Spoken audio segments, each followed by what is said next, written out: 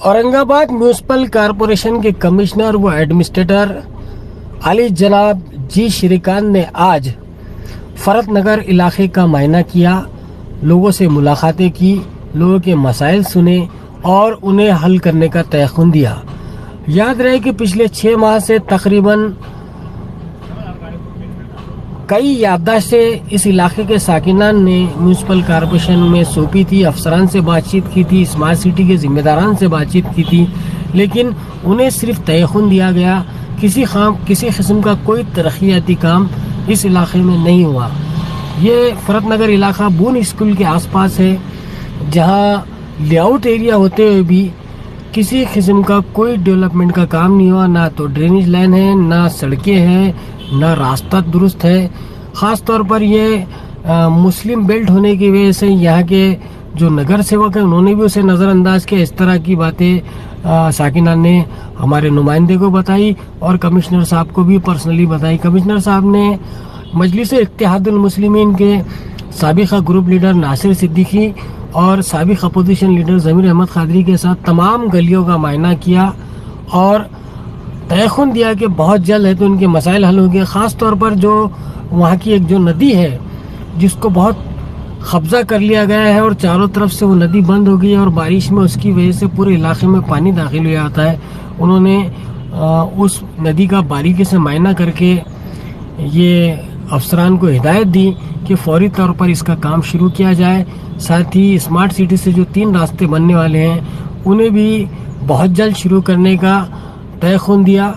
वाज़ेह हो कि मजलिस इत्तेहादुल मुस्लिमीन के मज़कूरा दोनों साबिक़ा कारपोरेटर की कोशिश से इस इलाके के साकिनान ने इत्मीनान की सांस ली कि कम से कम एडमिनिस्ट्रेटर ने फौरी तौर पर मायना किया और तयख्खुन दिया और उम्मीद है कि वो काम बहुत जल्द करेंगे।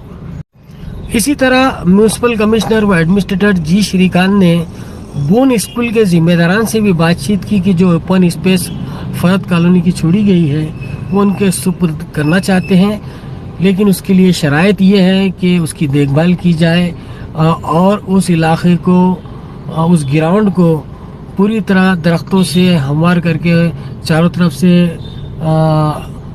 उसकी दीवारें उठाई जाए और बच्चों के लिए इस्तेमाल किया जाए, लेकिन सोसाइटी के भी इसमें इस्तेमाल करने की इजाज़त दी जाए।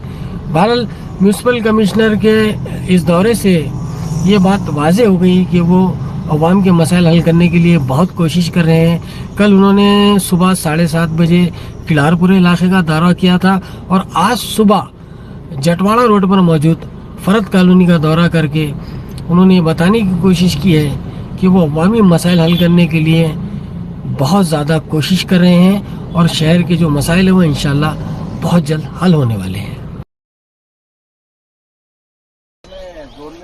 इधर आए, उधर हमने 35 और 30 साल के जो ऐसे स्पॉट थे वो बंद करके वहाँ गार्डन बनाएंगे।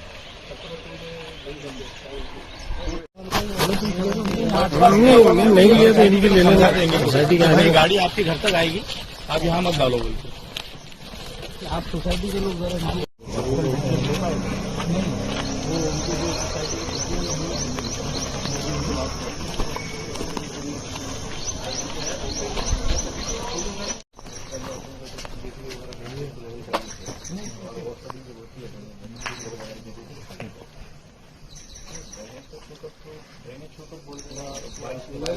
परंतु बारिश का पानी भी आता है और वो क्या हो जाता मालूम है, बारिश का पानी आने की वजह से ये ओवरफ्लो हो जाता है और ये ओवरफ्लो होता है तो ड्रेनेज भी पानी उसके अंदर मिक्स हो जाता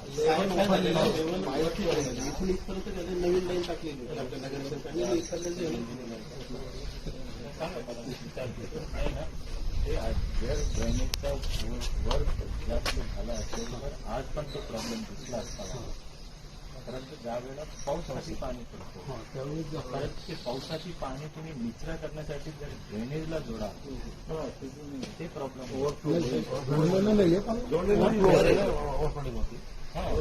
प्रॉब्लम इज कि भाई आपका बारिश की पानी निचरा होने के लिए उसकी अलग व्यवस्था उसकी अलग अलग व्यवस्था करा जाए तो तभी तो ये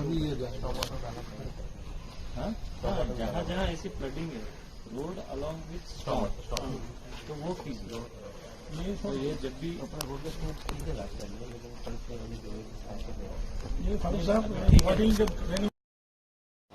वो शीट जो गू बोलते हैं, तो वहाँ हम अपने को लगता है बड़ा लाइन डाला तो जल्दी जाएंगे। नहीं और वो फ्लो पानी का जितना रहेगा उतना उसके लिए खाली रहेगी ना। अगर उसको फ्लो अच्छा मिलेगा तो ढकेलता रहता है, पानी इसको ढकेलता आगे।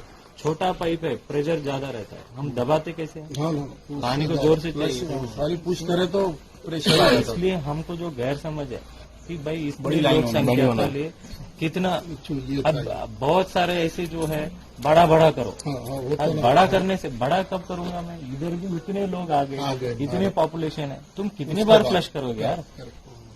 तुम ड्रेनेज में कितने फ्लश करोगे? मैक्सिमम टू मैक्सिमम 40 लीटर हमको दोगे बस।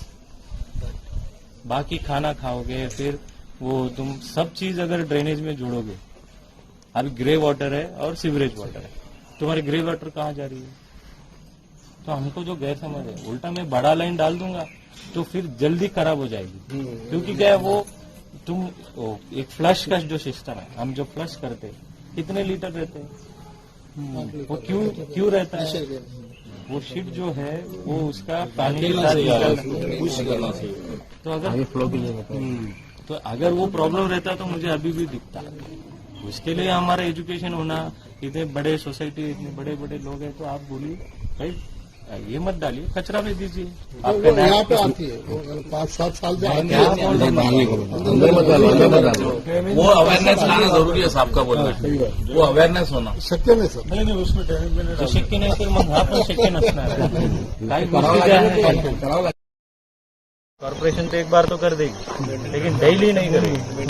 अगर वो क्या है, अल्टीमेटली हम किसके लिए कर रहे हैं? बच्चों के लिए कर रहे हैं. हमको ओपन स्पेस क्या चाहिए? ओपन चाहिए, खेलना चाहिए, लोग कूदना चाहिए. ये और ये 2 स्पेस है. ये ओपन स्पेस है. तो हमने उनको बोलेंगे कि आप either you adopt, otherwise you if you are any children uses, then we will penalize them. Principal is coming. हाँ, तो आप एक मरतबा हमारे ऑफिस में आ जाइए, आज जो भी चीज लेके जो पीछे अगर आप अपने बच्चे के वास्ते अगर इस्तेमाल कर रहे हैं तो आपने वहाँ पे पूरा फैसिलिटी अच्छे से रखना पड़ेगा. और आपकी यूजिंग टाइम जो है वो आपको स्कूल की जो यूजिंग टाइम है उतना ही रहेगा. बाकी मरतबा आप वहाँ पे जो आपकी सिपाही होगा, गार्ड होगा, आपको गार्ड रखना पड़ेगा. फिर वहाँ पे आपको मेंटेन करना पड़ेगा. नहीं तो फिर मैं आप वो स्पेस इस्तेमाल करके फिर मैं आपको कार्रवाई कर सकता हूँ. और इतने बड़े स्कूल को मैं ये भी देखूंगा कि आपको ग्राउंड बिना ग्राउंड को परमिशन कैसे क्या दीजिए. स्कूल तो ऐसा नहीं चला सकते बिना ग्राउंड. सही है. राइट टू एजुकेशन की गाइडलाइंस जो है और नया जो एजुकेशन पॉलिसी में बच्चों को तालीम के साथ साथ अच्छे से फिजिकल एक्टिविटी भी करना जरूरी है. मैं जो देख रहा हूँ कुछ भी नहीं है, तो उसका डिजाइन बनाना पड़ेगा.